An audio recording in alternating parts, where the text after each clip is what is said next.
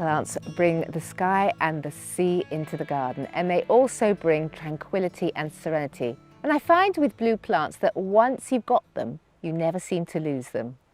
Forget-me-nots are a great foil to fading daffodil leaves. If they're planted en masse, they're a great sea mist of blue flowers. This means that they do self-seed rather a lot, and if you find them where you don't want them in the garden, just dig them up and move them to where you want them to flower next spring. Brunnera is a shade-loving blue flowering plant. It's known also for its beautiful heart-shaped leaves. It grows to about 45 centimetres. It is officially deciduous, but if you're lucky, the leaves will stay on all winter. It's a really reliable plant. Nigella, or as it's commonly known, Love in a Mist, is a beautiful, beautiful plant. It has really interesting ferny foliage and lovely blue flowers.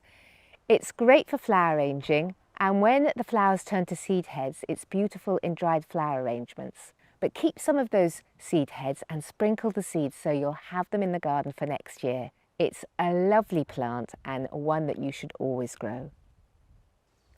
I have lots of agapanthus in my garden. They come in various shades of blue and white, and they flower from about July for 6 weeks.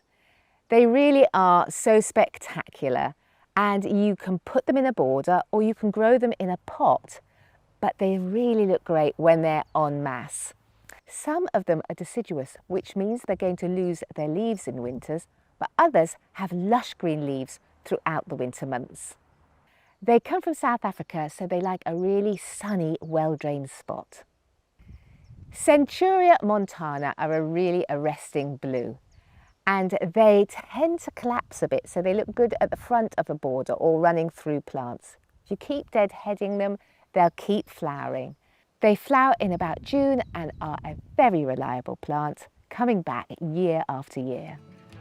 If you like this video, click like and subscribe to get more really good tips from Gardener's World magazine.